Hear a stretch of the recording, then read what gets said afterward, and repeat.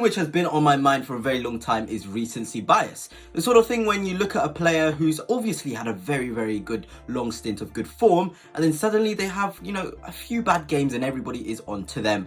And I'm going to be giving you a couple of examples in this video of players which suffer the most from recency bias within football. But before I begin, as always, let's smash that subscribe button. I'm so close to 300 subscribers, and smash that like button and turn on this notification so you never miss a video. So without further ado, let's go. And what I mean with recency bias, have you ever watched a player and just been like, he's been awful today, but then he's been so bad he almost changes your opinion. It almost changes your opinion on the player forever.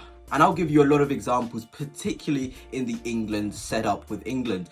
Phil Foden, Declan Rice, okay, they didn't have the best Euros, but the sort of things you see from people about them is absolutely ridiculous. Nobody becomes awful overnight and nobody becomes good overnight. So why do we always have to have this idea of hitting hard down on a player whenever they have a poor dip of form? Players that have survived the recency bias is the likes of Cristiano and Ronaldo and Messi. Everybody knows they're going to turn up the next couple of games, so they've kind of escaped the normality of players being, in this recency bias bracket. When Messi has a bad game, you just know next game is going to be good. And same with Ronaldo, especially in his prime. Nobody could ever really violate them because they knew how good they were and how quickly you can be shut up by them. But in the modern game, there's not many players like that. The Declan Rices, the Phil Fodens. You play bad, the whole opinion on you as a player is going to change. And it is quite ridiculous because I feel like, the main difference between football now and football in the past is that people were more patient in the past. They were patient when players would have dips in form. Same for managers as well. I feel like it's not even just us as fans, it's managers. Managers really are reactionary to a bad, stint of form from a player. Some will stick behind one, others won't. I'll give you an example. The lad that got hooked off at the Euros was the Netherlands.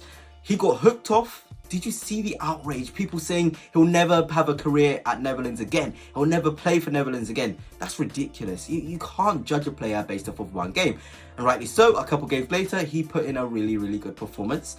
And everyone's opinion changed on him. It was just a bad moment in his career. He'll learn from it. We can't keep doing this as football fans. And I feel like we need to mature as football fans and understand that players are not superheroes. Only the superheroes of Ronaldo and Messi can perform to 100% standard for a ridiculously long time. And we've just got to, again, I think that means we have to appreciate Ronaldo and Messi because they never let us as fans or managers to have an opinion on them that they can be bad and that they're, not good players. So for me, recency bias is a massive thing. I don't know if it even is. The football apps, SofaScore, that have also impacted how we look at players. Do we look at SofaScore and be like, wow, this guy's got a 6.2 rating. He's shocking, and then, oh, he's got a 10.0 rating now. Look at him. He's the best player in the world. It just changes week in, week out. But maybe I'm just being too harsh on fans in particular. And we are allowed to have those sort of opinions. We can really violate a player because, that's what football fans are all about. You can and must have that freedom as a football fan.